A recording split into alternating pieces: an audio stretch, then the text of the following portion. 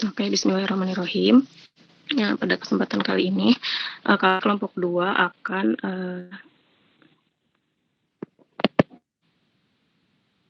akan menyampaikan materi tentang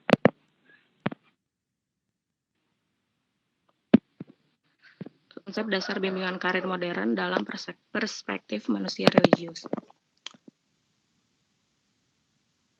Oke, sebentar. Suaranya jelas, teman-teman? Jelas. Oke, yang pertama manusia. Nah, jadi pada dasarnya manusia itu terbagi menjadi dua. Yang pertama ada manusia religius, dan yang kedua ada manusia material. Nah, manusia religius merupakan makhluk mulia yang melampaui pemenuhan kebutuhan materi. Nah, mereka ini biasanya menjadi sangat energik dalam mengamalkan ajaran agama. Nah, kemudian pemenuhan kebutuhan materi itu mereka jadikan sebagai alat untuk mewujudkan manusia material ini. Mereka mempunyai dorongan untuk mengejar bendawi. Contohnya kayak misalkan mereka itu pengen menghasilkan banyak uang, pengen memiliki barang-barang mewah, jalan-jalan ke tempat-tempat wisata, dan lain sebagainya. Nah, sikap-sikap tersebut itu diibaratkan seperti binatang yang pada umumnya mempunyai insting untuk memenuhi tuntutan makan dan kesenangan menjadi satu-satunya prioritas mereka. Tersebut itu terjadi karena mereka lebih mementingkan pemenuhan materi. Oke, slide selanjutnya.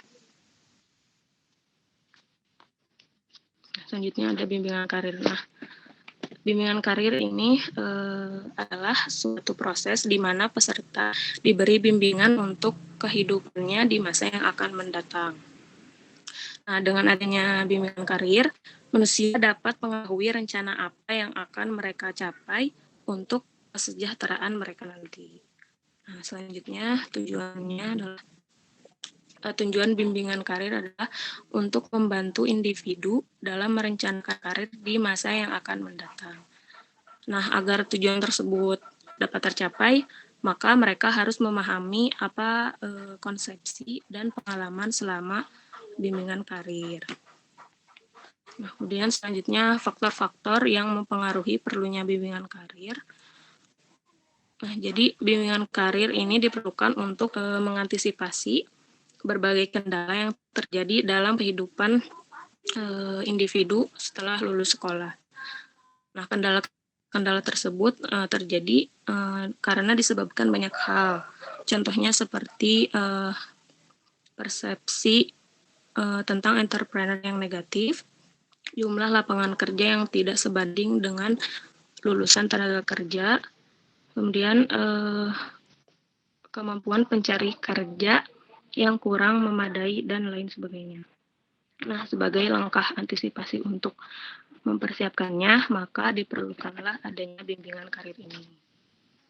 Sekian dari saya kembalikan ke moderator. Terima kasih, Teh Lu. Boleh selanjutnya, Fatia.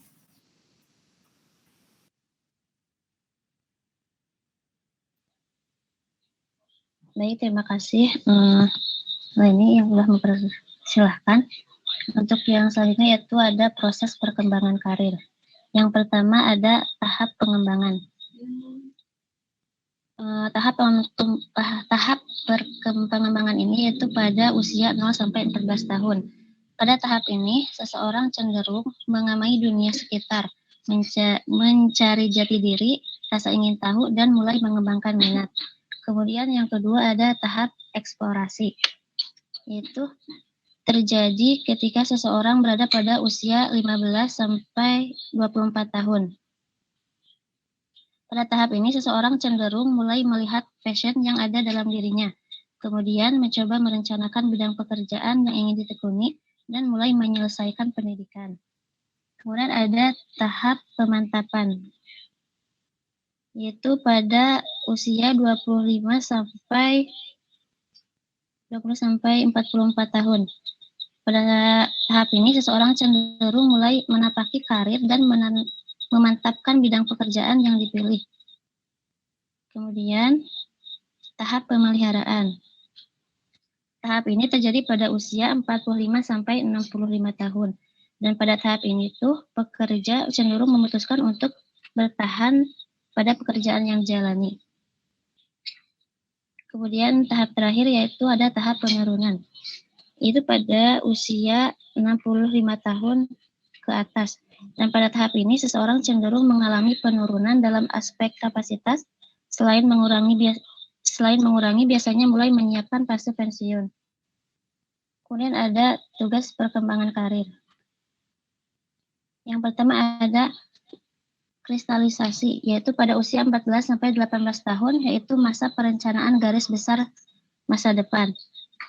Nah, karakteristik umumnya itu adalah suatu proses kognitif merumuskan suatu tujuan karir yang bersifat umum melalui sumber kesadaran, kemungkinan, minat, nilai-nilai, dan perencanaan untuk memilih pekerjaan yang disukai.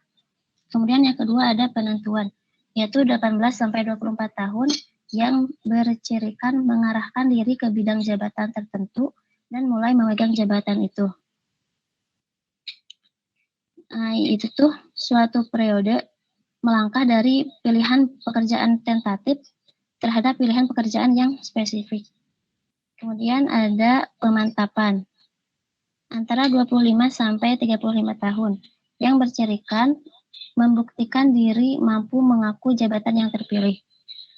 Pada periode ini, seseorang mempertegas atau memperkuat suatu pilihan karir dengan pengalaman kerja nyata dan menggunakan bakat dengan menunjukkan pilihan karir sebagai suatu pilihan yang tepat. Kemudian ada pengakaran, yaitu sesudah umur 35 tahun sampai masa pensiun yang bercirikan mencapai status tertentu dan memperoleh senioritas. Nah, pada periode ini pemantapan dalam suatu karir yaitu untuk memperoleh senioritas itu dengan cara mempromosikan jabatan, status, atau kedudukan yang lebih tinggi. Saya kembalikan ke moderator.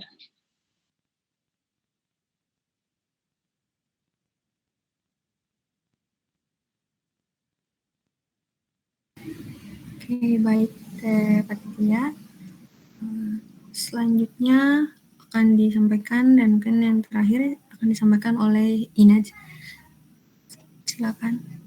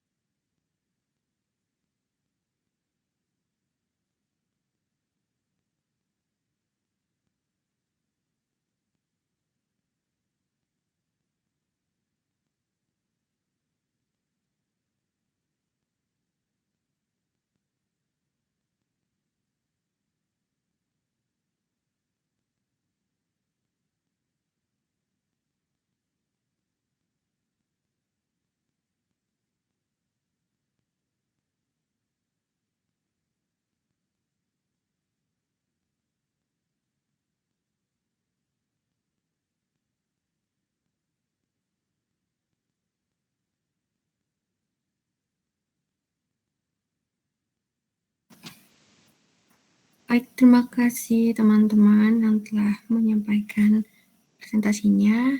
Mungkin untuk sesi presentasi dicukupkan. Sekian.